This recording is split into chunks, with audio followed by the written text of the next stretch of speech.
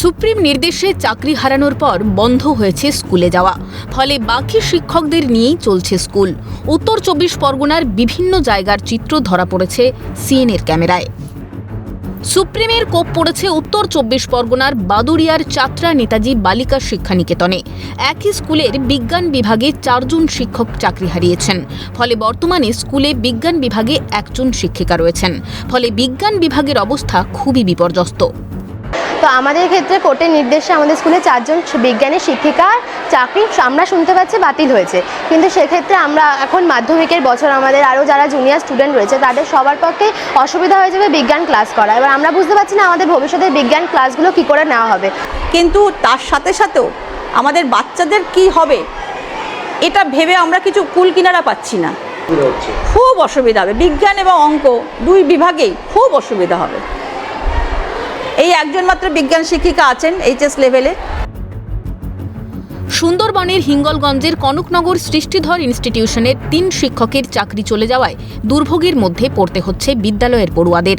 এই বিদ্যালয়ের একমাত্র অঙ্কের শিক্ষক, এডুকেশন শিক্ষক ও কম্পিউটার শিক্ষকের নাম রয়েছে। ফলে বিদ্যালয়ের পড়ুয়াদের ব্যাপক দুর্ভোগের মধ্যেই পড়তে হচ্ছে। 1400-র কাছাকাছি পড়ুয়া থাকা একটা স্কুলে এই শিক্ষকরা হঠাৎ চলে যাওয়ার মতন যে পরিস্থিতি তৈরি হয়েছে, সেই জায়গায় দাঁড়িয়ে কি করে তাদের পঠন পাঠন চলবে, গভর্নমেন্টের স্কিমগুলো কিভাবে আমরা এক্সিকিউট করব, গোটা বিষয়টা আমরা একেবারে অন্ধকারের মধ্যে পড়ে গেছি।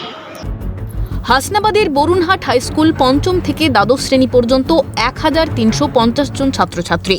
এমনিতেই স্কুলে শিক্ষক শিক্ষিকার সংখ্যা মাত্র 15। শীর্ষ আদালতের নির্দেশে 3 জনের চাকরি চলে যাওয়ায় বাকি 12 জন শিক্ষক নিয়ে কিভাবে চলবে এই পঠন পাঠন, সেই নিয়েই রীতিমতো উদ্বিগ্ন স্কুল কর্তৃপক্ষ। কিভাবে আমরা আগামী দিনে রিমিডি হবে, কিভাবে আমরা এখান থেকে মুক্তি পাবো সেটাও আমরা জানি না। প্যারা টিচার, কন্ট্রাকচুয়াল টিচাররা আছে, কিন্তু পার্মানেন্ট টিচারদের এই যে চলে যাওয়ার তার ক্ষতি অপূরণীয় ক্ষতি। আমাদের স্কুলের 3 জন খুব আমাদের প্রিয় শিক্ষক, তাদের চাকরি চলে যাওয়ায় আমাদের পঠন পাঠনের খুবই ক্ষতি হবে। তাই আমরা চাই যে তারা খুব তাড়াতাড়ি স্কুলে ফিরে আসে। কোনো বিষয়ের একজনই শিক্ষক, আবার কোনো স্কুলে একেবারেই শিক্ষকের সংখ্যা কম। ফলে স্কুল চালাতে হিমশিম খেতে হচ্ছে স্কুল কর্তৃপক্ষকে। উত্তর 24 পরগনা থেকে শামীম মোল্লা ও পঙ্কজ বিশ্বাসের রিপোর্ট, ক্যালকাটা নিউজ।